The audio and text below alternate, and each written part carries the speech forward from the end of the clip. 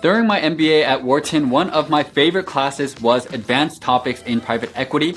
And since a lot of you guys seem to have enjoyed my first video where I went over the structure of the class and key lessons that I took away from it, I thought I'd make a follow-up because there are so many lessons I learned and I could honestly make 5 more of these kinds of videos. The class was taught by Dan Zilberman, the former head of Europe and current global head of capital solutions at Warburg Pincus, one of the top private equity firms. So he's really high up there, and today I'm going to be going over the 5 lessons about private equity that you're not likely going to find elsewhere on YouTube. Lesson number 1 is that private equity fund investors have access to a very valuable investing opportunity that the mass public and normal people do not have access to. Investors called limited partners or LPs invest in a PE firm's fund, which the firm uses to buy out companies. And in order to become an LP, you generally need to be an accredited investor, which means making $200,000 a year or having a net worth of more than $1 million. This rule in general exists to actually protect normal people because investing in private equity firms requires a lot of diligence and also a long-term investment horizon since your money is locked up for 5 to 10 years. With that said, the private equity industry has outperformed the public markets, which means higher returns, and also being able to invest in private equity improves portfolio diversification, which means more safety. So it would be great if the masses had access to the private equity industry. Now, if you're watching this video because you're interested in breaking into private equity, you're definitely going to want to check out the Private Equity Investing Certificate program being offered by Wall Street Prep and Wharton. This program is sponsored by top firms like Blackstone, Carlyle, and KKR, and over 8 weeks, you can learn at your own pace through this online course that's taught by Wharton professors, Wall Street Prep's PE program director, and real PE investors including David Rubenstein, the founder of Carlyle, and Martin Brand, the head of North America PE at Blackstone, who will cover topics like the PE deal process,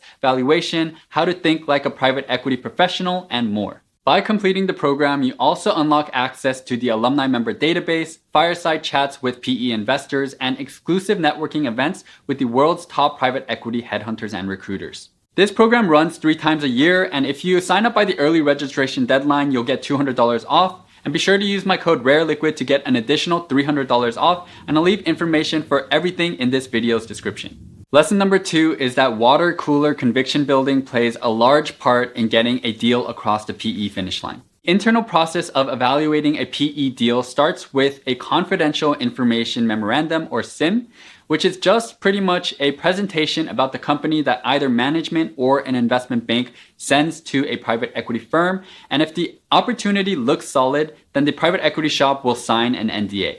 You then create an early action report outlining why the investment makes sense and send it to senior investors.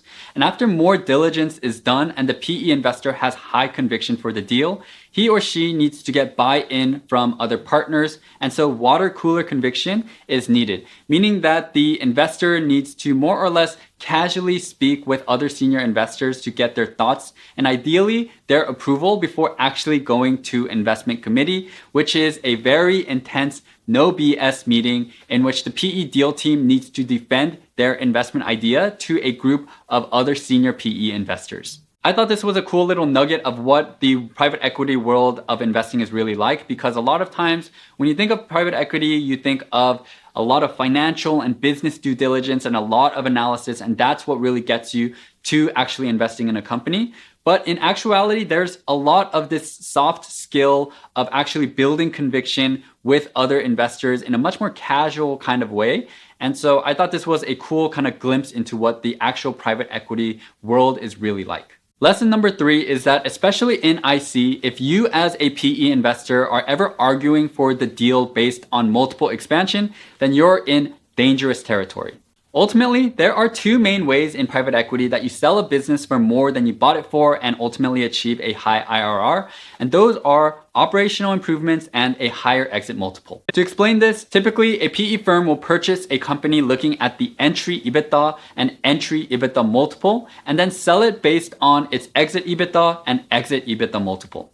So for example, if a company at the time of purchase is generating 100 million in EBITDA and it's bought at a 10 times multiple, then it's bought for $1 billion. Then let's say the company is able to generate higher revenue and decrease costs and bring EBITDA up to 200 million, but sells at a 5 times multiple because the market has corrected and come down.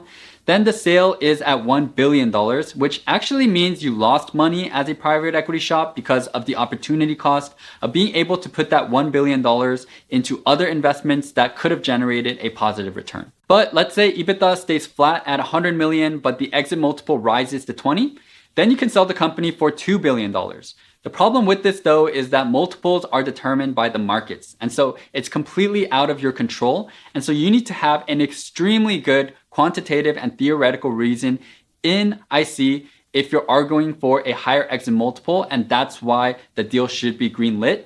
Otherwise, you should not be assuming this at all. And for a conservative type of assumption, just assume that your entry and exit EBITDA multiples are the same. Let's next go into lesson number 4, which is that PE investors are jacks of all trades and masters of none, except with a caveat that they are masters of financials. PE investors make decisions across business strategy, law, tax, human capital, sales, and a whole lot more.